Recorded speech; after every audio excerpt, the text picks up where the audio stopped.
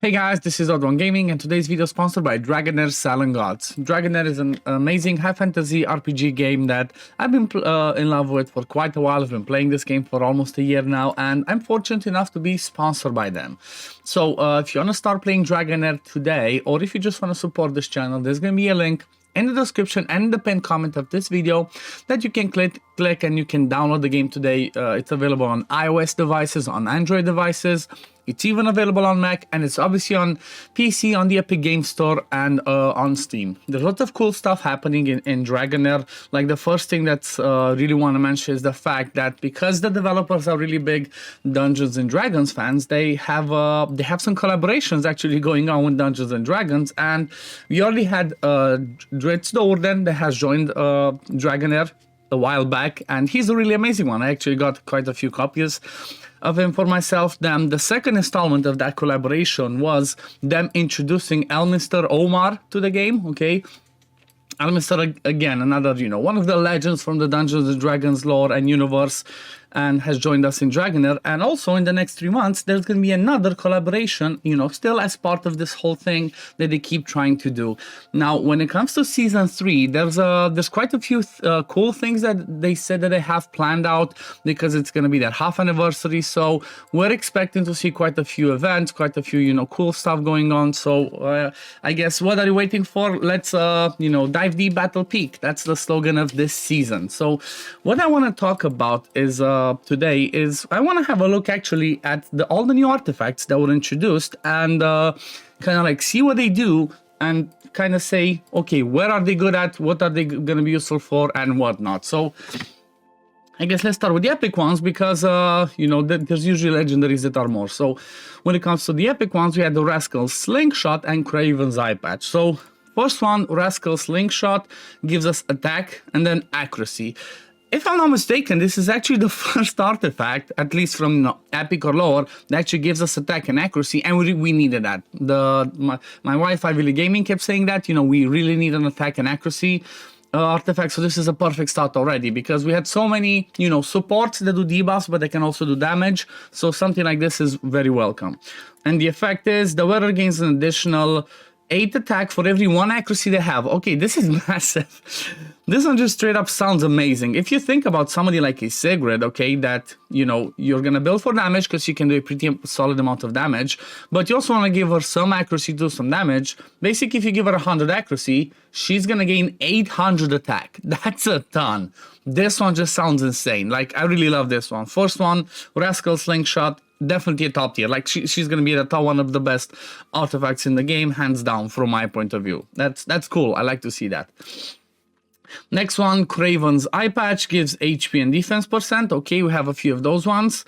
And the effect reduces damage taken by up to 40% when the wearer takes damage that exceeds 35% their max HP in a single hit. Okay, this one sounds really good, and the first spot that comes into mind when it comes to this one is the Grave of Venom, okay? We know that the Grave of Venom hits really hard, and same thing for the Grave of Curse. So basically, reducing some of that damage when you get a massive hit allows you to survive, especially your tanks, This is a really good one for tanks. I like it. Maybe even in arena, so you don't get one shot, you wear this on some of your tanks. This can be really useful. I really like this one. Now, when we look at the artifacts, I guess at the legendary ones, I guess let's start with the exclusive ones, okay? There's 3 exclusive, and then there's also, I think, another like 6, 7 of the legendaries ones. So first one, let's look at Ozul's artifact. Gives him attack and crit rate. That's that's amazing, because obviously he's a DPS. Gains 35% crit rate resist. Additionally, increases damage of Ozul's basic attack by up to 25% when he is in demon form. So the whole idea is, when Ozul transforms into his demon form, he does AoE splash damage. He's a melee unit, so this one giving him more damage on his basic attacks is good. Plus, this one basically, if I understood correctly, allows you to resist being crit. So instead of being crit, you're gonna just have a normal hit, which means it gives him some survivability along with the attack and crit rate. It sounds massive, definitely massive. I have a copy of Ozul. I pulled them, and just, hopefully maybe I pull another one so I can play around with an exclusive artifact, but, maybe later.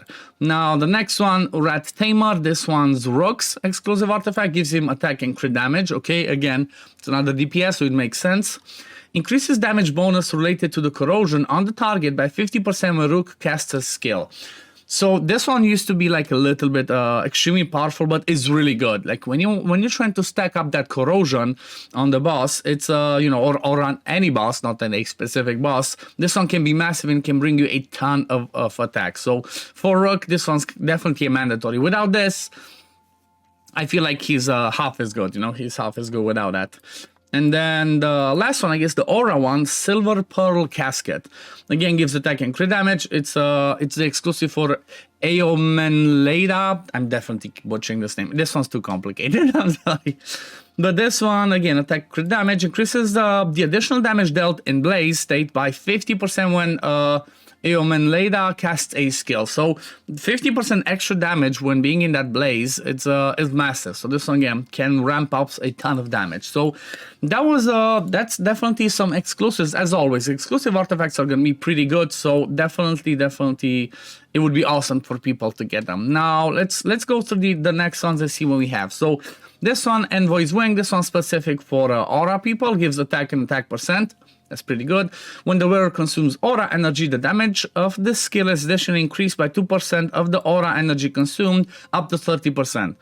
Okay, so up to 30% sounds like a lot of damage. So definitely, again, for aura heroes, you would really like to try and get this one if you're trying to get somebody to be a specific proper DPS. It's a pretty good one. Okay, if we move over to the next one, let's see Swamp Toadstool. This one's going to be the corrosion one. Again, attack and attack percent. Increases the effect of corrosion inflicted by the wearer by 35%. Again, this one's a pretty massive boost. Considering the corrosion is something that you want to keep stacking up fast as much as possible, having this artifact will help you ramp up that corrosion fast, because otherwise corrosion becomes better in longer type of boss fights, such as like the Vortex. So having this artifact that allows you to ramp up the corrosion inflicted a little bit faster is definitely really good. Okay, let's move over to the next one. The next one's going to be Ghost Captain's Hook. Gives you attack and attack percent. The wearer gains 15% crit rate. Okay, I like that. Perfect start. Just straight up more crit rate. It's good. It allows you to get more crit damage, more attack on the other pieces of gear that you get. When not at full HP, the wearer additionally deals 15% damage. Again, this one can be pretty good anywhere. So just straight up 15% more damage with 15% crit rate and lots of attack. I really like this one. This one's really good for DPS units. It doesn't matter if they're melee, if they're range. It just doesn't matter. It just straight up sounds like it's an amazing one. Okay, let's move over to the next one. Gory Injector. Attack and attack percent, again, pretty good. The wearer takes 15% less direct damage and converts 8% of the damage they deal into their HP. This is good. This is the type of artifact that I guess you would use on your melee DPS. Okay, somebody that is a melee DPS, such as like Questa, such as like Durango, such as like Kamari. So anybody that's kind of like a melee unit that will be taking some damage because he's at the front line. Allows them to do damage, but also, just take less damage and convert some of that into HP, basically into healing. So this one's nice. I really like the Gory Injector. Definitely. I feel like this one's maybe more aimed towards Arena, but at the same time could be good for PvE, depending on what you're going to face. It depends what you're going to face, and you might have a melee unit that's a DPS, not necessarily a tank, that you want to use as a tank in one of the PvE areas. So that's where the Gory Injector could be useful. Okay, another one, the new one's Golden Antler, HP and resistance. Okay, that's good if you're trying to like make a resistance build. Heals the wearer for 10% max HP. That means their max HP. That's good. Each time they successfully resist control and ultimate down. This effect can only be triggered once every 3 seconds. So I guess this one's more of an arena one. Like maybe this one you would use on somebody like a tank. So maybe an Ardreth, you could have this HP resist. Should have resist. She could resist the control, and then she would heal herself. Because she gets good resist. This one doesn't sound as powerful, again, from my point of view, but it's still an interesting one. It's still an interesting one that it's definitely going to be worth a shot. Okay, next one. Let's see. Might just have to scroll sometimes because, there's so many of them that I might miss one. Okay, Next one's gonna be Shadow Spawn. Attack and crit rate. Again, I love the ones that give crit rate because if you have a crit rate already as a subset over here, it allows you to build more crit damage in your build in general. So these are usually my favorite ones when it comes to DPS. They bring you some crit rate. And the effect upon gaining Shadow Energy. Okay, so this one's the Shadow exclusive one. The Shadow exclusive, the Shadow dedicated one, you know, that's more beneficial for Shadow people. Upon gaining Shadow Energy, the wearer gains an additional attack up for 10 seconds, equal to 15% of the Shadow Energy gained. Okay, this one sounds really good. So you get attack, you get crit rate, but you also get an attack up from that Shadow Energy that you gain. I really like this one. This one's really nice. I guess even this one could be really fun on someone like an Ozul if I didn't, if I didn't have his exclusive, which I do not have at the moment. Okay, let's see. There's gonna be 2 more. Let's see, where's the last ones? Just give me a second to find the right one. Okay, so the other one that we have is the Holy Acorn. Gives us HP and Enlightenment. That's good. I want to see more artifacts that give us HP and Enlightenment.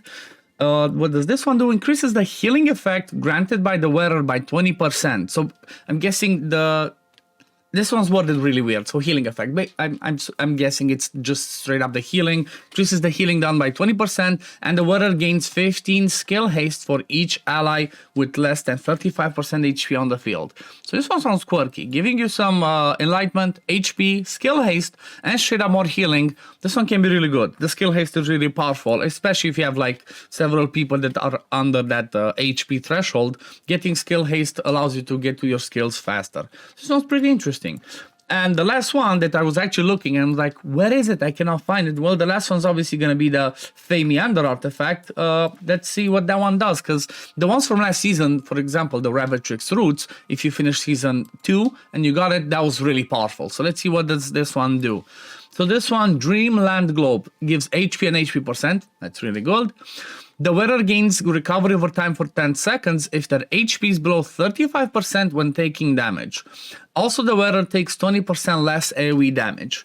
Okay, so this one definitely sounds like a tank type artifact. Gives you lots of HP, gives you some recovery over time, and you take less AoE damage. So I don't think it's as powerful as the Ravatrix's Roots last season, but having an artifact that can give you a ton of HP, some healing, and AoE damage mitigation, like, you know, if you take 20% less AoE damage, that's really powerful for Vortex, as an example. So this one's really good. I like it. I like the artifacts. I like it. It's really, that looks really fun, really fun. So I'm really liking the new artifacts this season. Again, they always do a good job at trying to introduce new quirky artifacts that do some different cool effects. So I'm definitely looking forward to playing with some of those, especially the epic ones that are, you know, more people can get. I'm going to try and make some videos, talk about them, you know, use them in some areas, and I can show you guys so you can see what's the best spot to use them. But guess we're gonna leave it at this for today, guys. Thank you all for watching. Thank you, Dragonheir signing on for sponsoring today's video. And again, for those of you watching, if you do want to try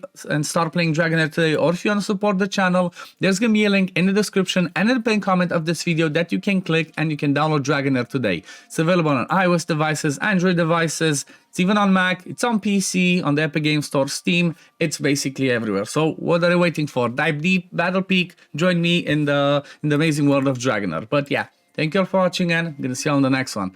Peace, love, take care, everyone. Bye, guys.